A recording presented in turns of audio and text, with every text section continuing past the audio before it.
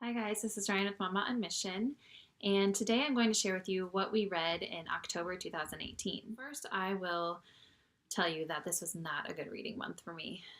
We were extra busy this month, and then I realized that, like over the summer, obviously I read more because we weren't doing school.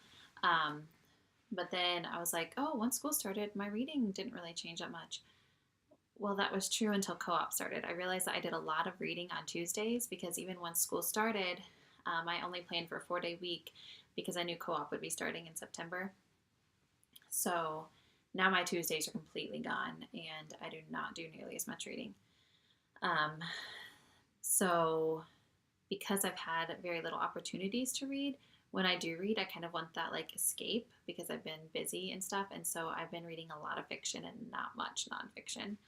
Um, and I think what I'm going to do is start carving out a time when like after I do my Bible reading to read some sort of nonfiction, especially the nonfiction that's actually helpful to me, whether it be a biography about someone inspirational or whether it be, this boundaries book that I've started or, something like that that can kind of tie into my Bible time. So I'll let you know next month how that went. So let's dive into what little I did get to read. Shocker, I'm still working on Atlas Shrugged as far as audiobooks go. Like I said, it's 62 hours long. So even putting headphones in and listening to it while I'm doing the dishes or making dinner or whatever, it's still not going by very fast. And that book, I'm not going to give you a full review because I haven't listened to it all yet. But I will say that I'm having a hard time. It's on the must-read lists all over the place. And I am invested in the story, and I like a lot of the aspects of it so far.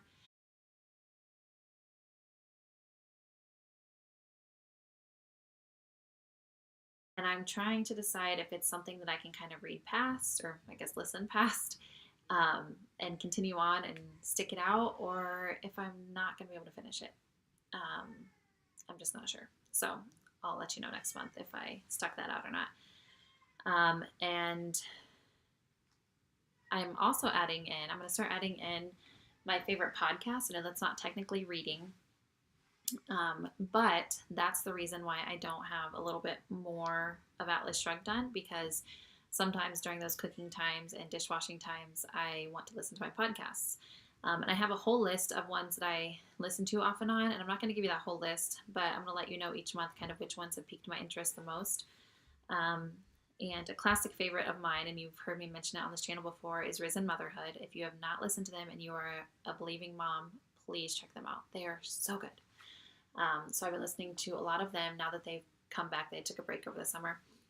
And I'm also, something you may not know about me, I really like true crime. And so I've been listening to a podcast that I think a friend on Facebook had recommended, called Happy Face, and it's about the Happy Face killer, but it's not so much about him, it's about his daughter.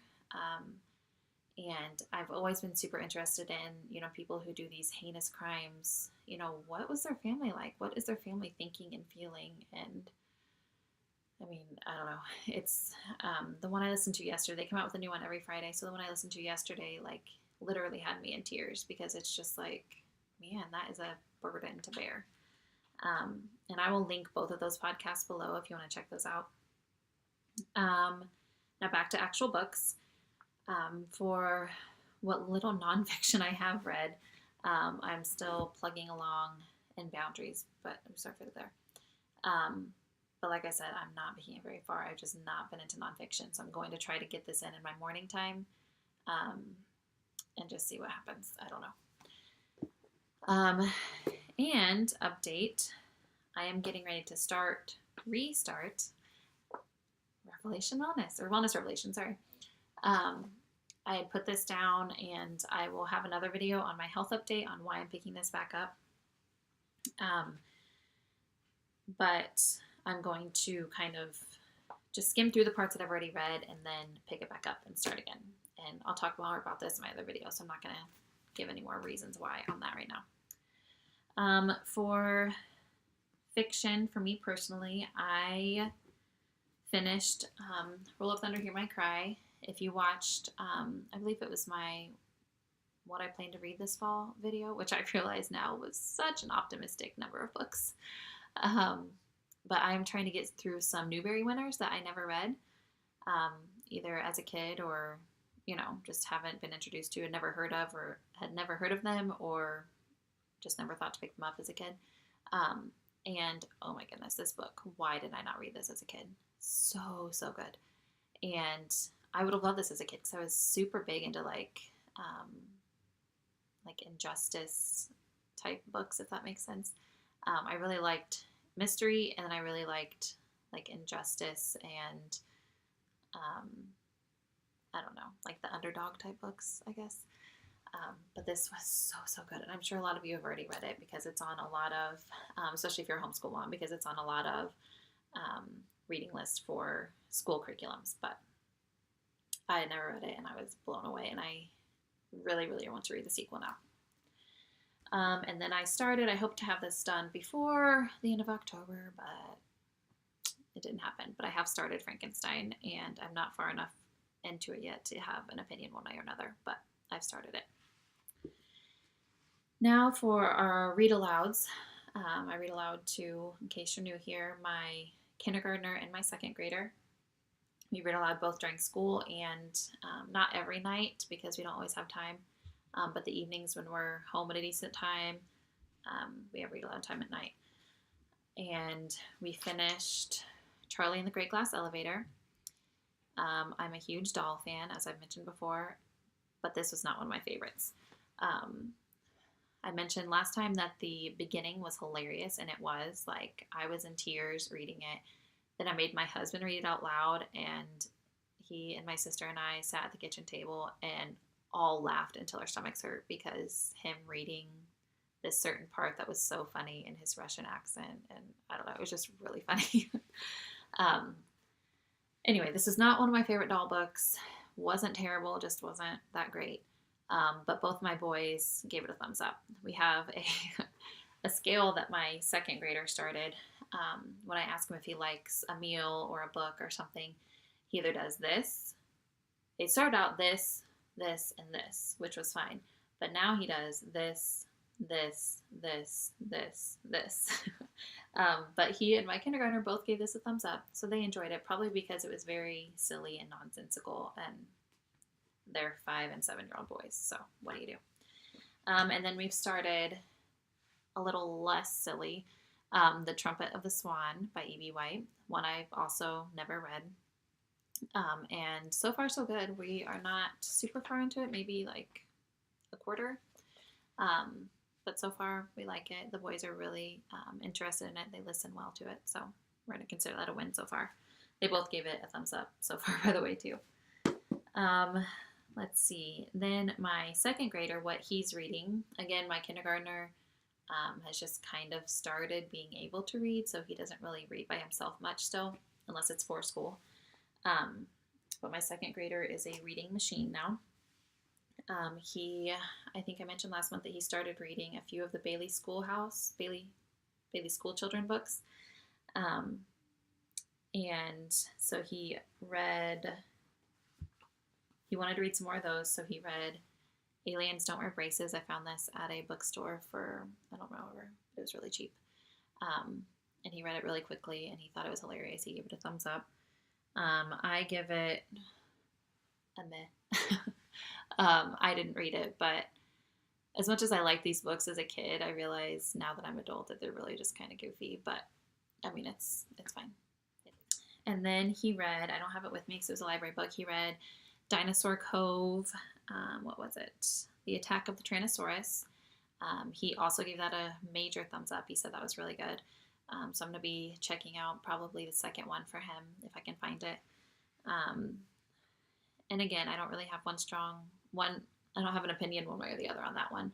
I didn't read it, but it seemed not quite as goofy and silly as some of the stuff he likes to read, but it wasn't like anything in depth. So, I mean, it was fine. And then he also, I think he had started reading it in my last review, but he finished The Weird School, Mr. Sunny is Funny. And even he gave it a bleh. and I gave it a thumbs down because I'm just like, okay, there's silly, and then there's just flat out ridiculous, and that's kind of flat out ridiculous, and he won't be reading any more of this. And then we were on not even a long car trip. We were on a trip that was like an hour maybe, and he read another Bailey School Children book, Unicorns Don't Give Sleigh Rides, and he gave that, let me remember, he gave it an almost thumbs up. And again, it's silly, so I don't really have an opinion on it. But then he also read, we won a free Usborne book for participating in my Usborne Ladies VIP Facebook page. We won this. Wheel Nuts Craziest Race on Earth. And I picked this out for him because it has to do with vehicles, and anything with a wheel or an engine, he's on board. So let's see what he gave this. He gave this a total thumbs up, and it seemed good enough to me. I didn't, I kind of flipped through it and skimmed it a little bit. Again, kind of silly, but it wasn't total ridiculousness. So I think it was a fine pick for a second-year-old boy. Second grade boy. And then lastly, I feel like this is a lot of books. He has started the the Joplin Tornado 2011. I had heard of the I Survived books. I haven't read any of them, but I saw this on our library's shelf. There's a couple other ones that were there, and I briefly looked up on my phone to see kind of what the recommended age level was for these, and I can't remember exactly what it was, but I know he fell into it at 7 years old. Because I was kind of leery at first. I'm like, is this going to be scary? And he can handle a little bit of that, but I don't want him having like nightmares. But they said it was, recommended for his grade and his age. So I went ahead and got it. And I was like, if this gets intense or scary, like tell Mom and we don't have to finish it. And this tornado happened. I live in Missouri, for those of you who don't know. And this tornado happened, I believe, the month after he was born. Like, he was a tiny baby. And I remember I was at my parents' house and seeing it on the news that there was this huge tornado. And it was kind of headed our way. We don't live super close to Joplin, but close enough that it got our attention. And then when we saw how big it was, we have family in Joplin. And, it was kind of a scary time. So I was like, kind of fitting that he would read this. But he is, let me see he gave it a thumbs up. So he's loving it. And if it's not too scary and if he continues liking it, I think this might be a good series for him to kind of work through slowly. Because while they are fiction, they are based on real events. So it's not as fluffy as some of the other stuff he's been reading. So that wraps it up for everything that we have read this month. Unfortunately, our kids' books far outweigh everything that I got to read. But like I said, I'm going to work on changing that. Work on carving out time in the morning for my nonfiction, and work on setting it like at least a 30-minute chunk in the afternoon or evenings, as many days as possible, to read for me. Because it's really easy to have intentions to read and then get distracted by other things and go and do dishes and listen to podcasts instead. So I thank you for watching, and comment below with what you're reading. I love hearing what everyone else is reading. And if you have any suggestions, I asked this last month, but I'm still needing more suggestions for less goofy books for my second grade boy that are on his level and not too silly, but not too like scary or, vulgar or anything. So if you have any recommendations there, I would appreciate it. And subscribe if you haven't, and I will see you next time. Bye.